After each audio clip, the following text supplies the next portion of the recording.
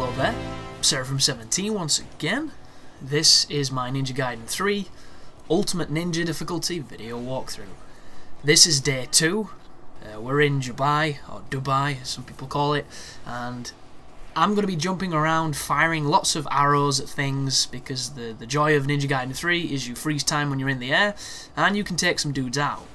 So a little technique here that you can use, which you're not seeing me do because I'm really shit at it, is when you freeze time you can manually aim and shoot the people on the bike, which is I think pretty much an instant kill, and it will save you all of this spammy nonsense. But as you can see, I'm not very good at it, so I'm going to hold back on that kind of stuff. This level is pretty simple. There's a couple of tough fights that I will chirp up and say something about, but for the most it's just going to be me and my girlfriend. Hello. And we're going to be talking about some random topics to fill the space, because in the first few videos I've gone over essentially what you need to do to play this game, and if anything new pops up I will chime in and tell you of strategies if I'm doing something that's new. But for the most, guys, this is really endurance based and it's pretty fucking boring. You know, we've got the beret guys here. We're going to wind path immediately into flying swallow when you bounce off them, and we're going to chain it. Then once we've done that, we're going to do either Izuna drops on the standard guys, or we're going to chain steel on bone. We're going to get to so we can get a ultimate technique, and we're going to do that. Then when we get Nimpo, if we get into trouble, we're going to use that. So that you don't need me to tell every single action because you're going to see it on the screen. This is just no messing about, use the best techniques I can to win, doing whatever I can to get past Ultimate Ninja, because it's not a fun difficulty, it's not a fun game, and this is a guide to help people who aren't having fun with it, in essence. But me and my girlfriend, anyhow, have come up with the idea of using a random topic generator so we can talk about some silly things and some things that we might not normally focus on. And the first one we got was... How do you feel about cooking? So boom! How do you feel about cooking? I am a big fan. I like your cooking, Thanks. but from my perspective... You don't cook. I do cook. From freezer to oven is not cooking. It is totally cooking. Toast is cooking. There's a majesty to toast. Eggs, boiled eggs. Boiled eggs are one of the most difficult things to cook. Yeah? I think. See? Get right. What about microwaved eggs?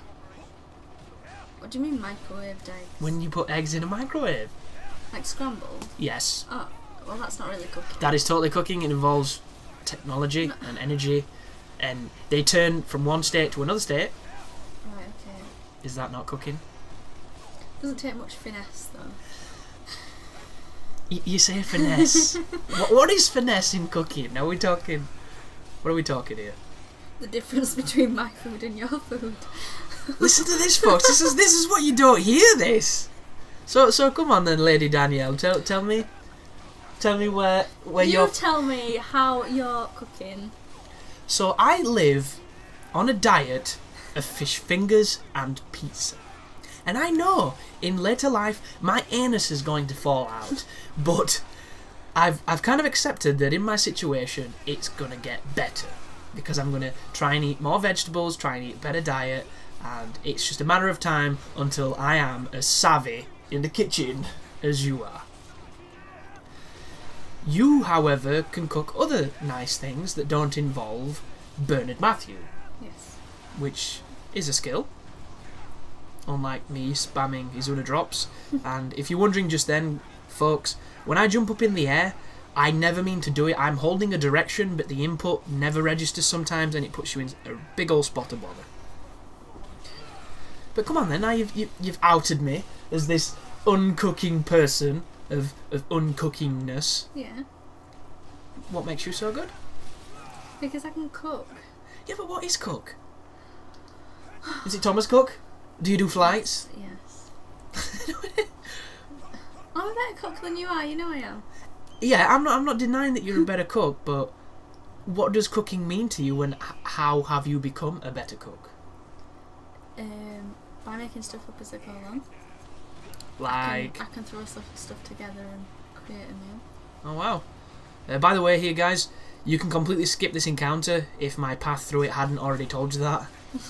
Because if I can get away from doing a fight in this game, I'm going to do it, because it is boring as sin. That right there was a failed Steel on Bone chain, thanks to the guy over there with the rocket launcher. And anybody who's played Razor's Edge, just be grateful that they toned some of this shit down, because some of this shit is obnoxious. But on the cooking topic, what do you mix in that makes you this culinary gem? I don't know, I'm not like professing to be a Michelin starred chef. Yeah, but you said the difference between my food and your food is finesse. So, what is this Because finesse? I do more than take it out of the freezer. Yeah, but I take it out of the freezer like a magician shows his box. Right. And that is not a euphemism. That is literally like a box.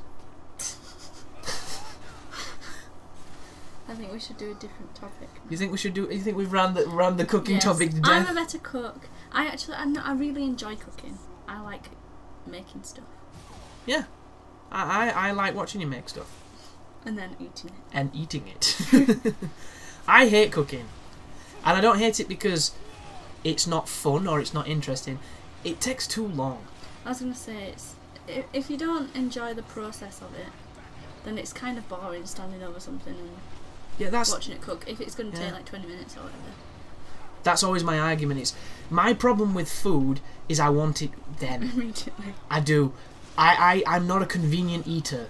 I'm somebody. Well, I suppose I am a convenient eater, but it's not at my own convenience. I will intentionally eat something that perhaps is not what I should eat, just because I can't be asked to get the preparation down for the stuff I should be eating. Like, I would love to make a big salad with everything and blend it all together into one big pulpy, awful green mess of death, and then just drink that. Why is it paused, please? Because that's how long it takes to change weapons on this piece of shit game. Oh my god. Yep, and I change weapons on average I thought the video paused 3 then. or 4 times a fight. And I've kept it in to show people how very lucky they are in the new game.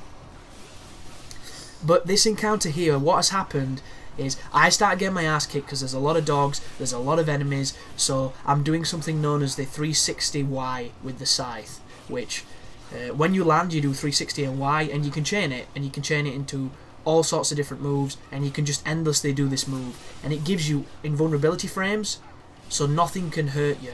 But the thing with it is, the AI is so merciless and so accurate and just fiendish that they will eventually catch you and do damage. So it's one of those gambles where sometimes you'll not take a single bit of damage, other times you'll get killed in a second. And that's what makes this game difficult in not necessarily a traditionally difficult way. Because this is not a hard game, this is a bullshit game. And there is a very big difference, I believe. But we will now move on to another topic, seeing as how we've done our little cooking one, and see what we've got. So the next topic is... If I were invisible, I would. Which, yeah, that is a pretty amorphous topic when it comes to saying things. I want to know what you would do first. Well, the thing is, if you come from England or the UK, I don't know how many countries this was broadcast to, but when I wasn't that young, but I was still kind of young, there was a program called Bernard's Watch. Do you remember Bernard's Watch? Vaguely. Vaguely. Well, Bernard was a little kid who found a watch. And what the watch allowed was, essentially, when he clicked the watch, it froze time. Everybody froze in spot, everybody froze in motion. He could do whatever he wanted. And you always ask yourself, what would you do? And your answer was always different depending on your age. So the older you got, the answer changed, I found. Because I can remember being a kid, and the answer was generally all the people I would shag, from a really horny young kid kind of perspective, and at the same time, all the banks I would rob. All the sweets you would eat. Yeah, exactly. Those kind of silly answers. And when I say shag, I'm talking when I didn't even really know how to. I was just like, this person I find somehow attractive in some way, and I would like to be physical with that person, but I'm not too sure how. So, with a little context. But today's me, I'm not too sure. I'm not either. It's one of those things where I find people watching really interesting. So if I'm sat outside a cafe or something, I like watching what people are doing. So I think I'd probably just do that, but on weirder, creepier scale. I want to know Just how. sit in people's living rooms watching TV with them, just seeing what they talk about. Or like a Gogglebox Real Life edition. Something like that, yeah. Well, the thing with me is how... What are or the... I'd fuck with you. Aren't you nice? Just come in and move stuff. You're so nice, you. What a nice person. I'd tell you afterwards. Oh, I'm sure you would. I'd know where you were. Because all I could hear would be snickering. You'd be like Muttley. But what are the rules with the invisibility? Do we make no sound? Well, if we say that you can't be detected. You can't be detected. That's a pretty good one. Yeah. Then my answer would be fuck with people. See, now how I'd have to. Horrible. No, would you fuck with me? No, not people I know. Public people. That's even worse. No, you know, an old boy drops his hat. And he goes to reach for it, and I just kind of move it out of the way a little bit as he's gone to reach. That's horrible. And you see him like, oh, bloody hell. Go down it, up, steps forward in his slippers, goes to reach again, just move a little bit longer. or I would get like a tenner. And do it with that. And I'd stand at a bus stop with like a tenner on a wall, or put it somewhere, and then when somebody noticed it and goes for it, I'd move it unrealistically to how a tenner would move, just to freak people out. I'd probably get really silly with it. So you wouldn't spy on people naked then? I don't know, because have you seen Hollow Man? No. Well, Hollow Man is about a scientist that turns himself invisible. It's Kevin Bacon. And he turns super rapey. Like, I don't know if I can't remember because I've not seen the film in ages. I don't know if it's to do with his brain. I don't know what it's specifically to do with. Or if he's just a raper and they've given him a tool to do it. So it's one of those things where I'm not entirely too sure. But he goes off the rails and it doesn't end well. And it had several sequels that, you know, should never have existed. But would you feel guilty that you had such an ability? Like, just think what you would be to the military. See, as a whole thing anyway, it's one of those things where people kind of automatically say that as, like, if they could have a superpower. And I can't imagine anything worse. What, them being invisible? No.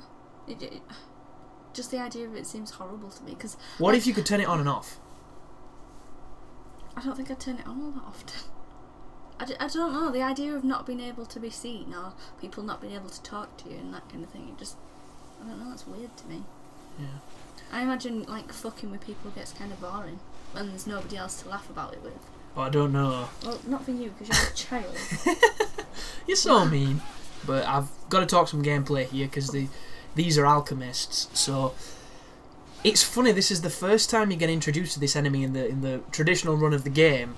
But because this is on Ultimate Ninja, we already know about these guys and we already know how we're going to fight them, because if you're going to use this guide, I'm going to use the same strategy every time. And as you can see, this enemy is a nightmare at times. But the strategy is Y to stun them, wait a second while they fall down, press forward Y to knock them in the air, and then go into the Izuna drop, which I believe is XXX, then Y.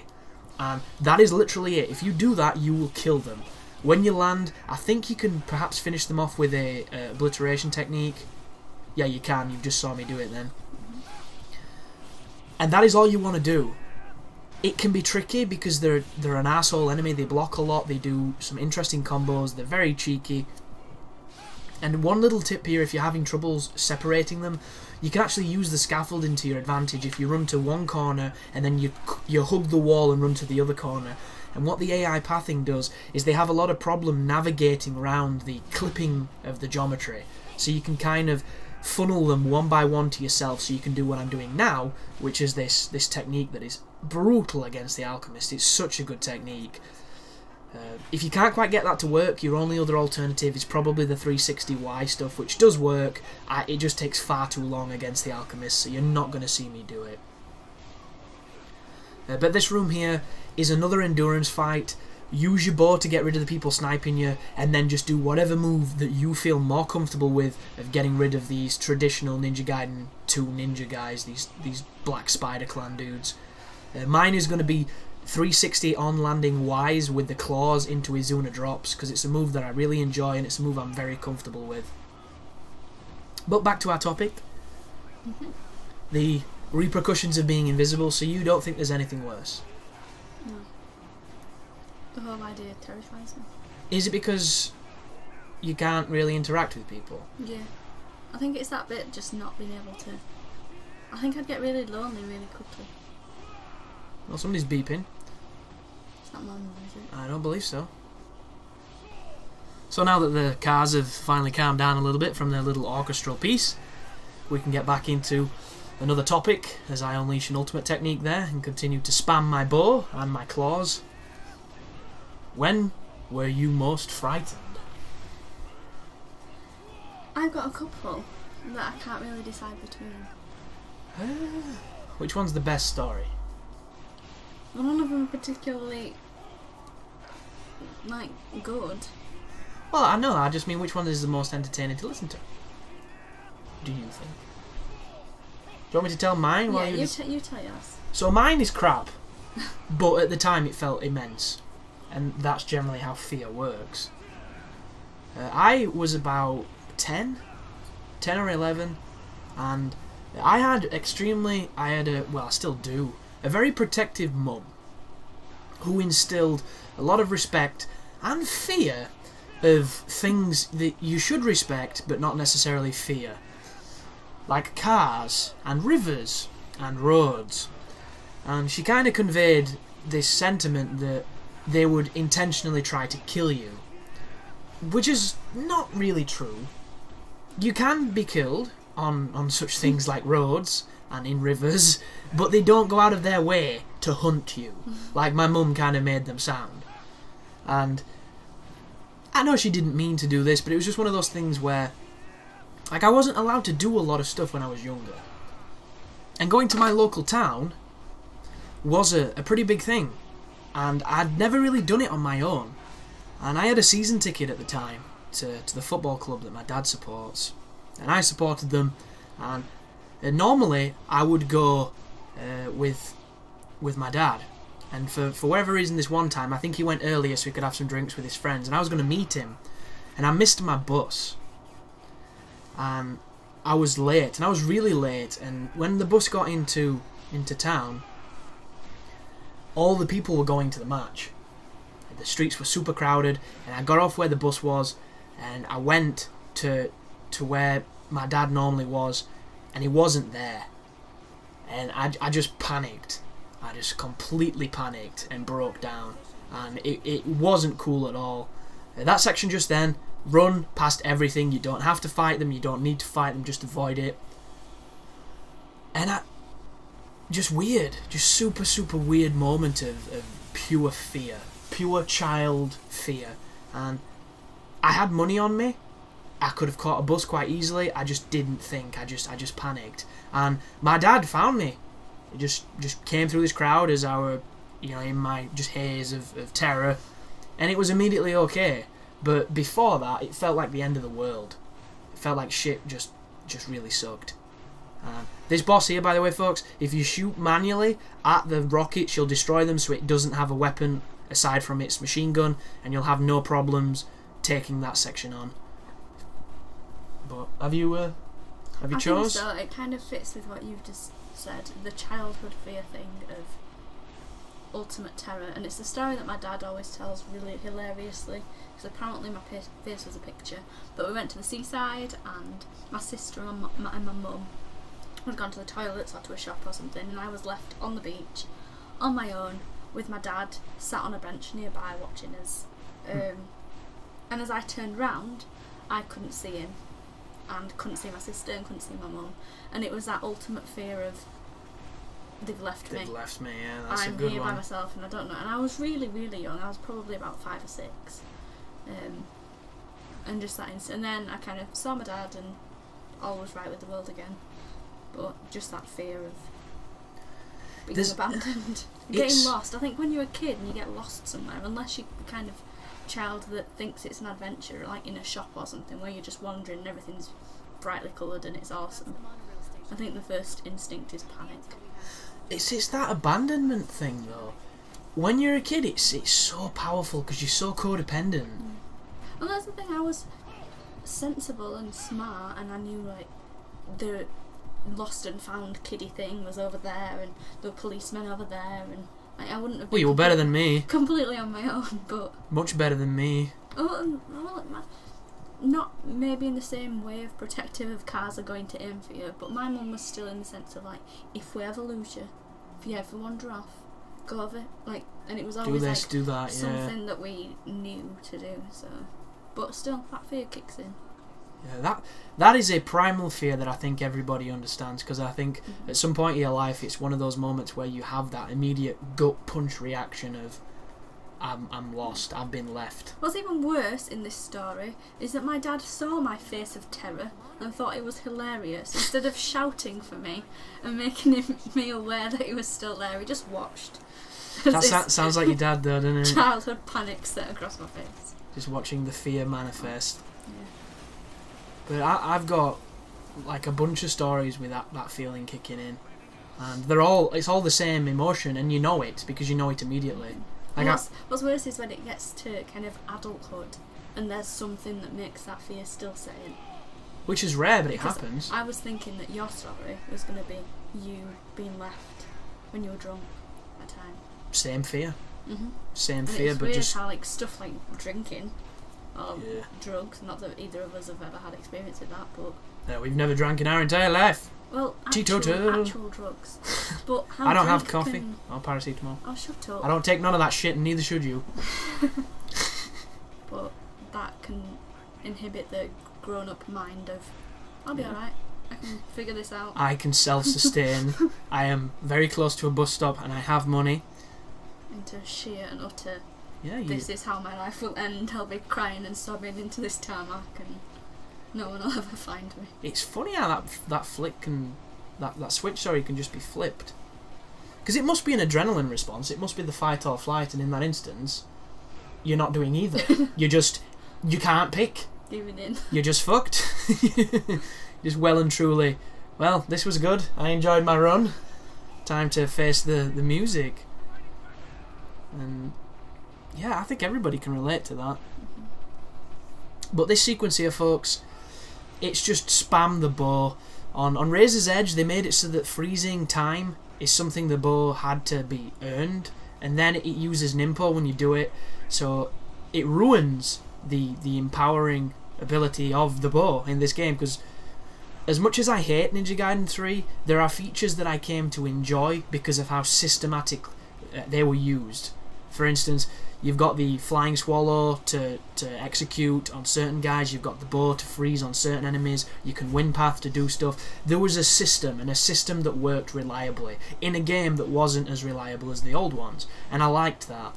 But there is so much more that I don't really like about this game that I'm trying not to go into, because I want this to stay as upbeat as possible, instead of me just taking out my nappy and wiping it all over the face of Team Ninja. But thank you for watching anyhow, and you take care now.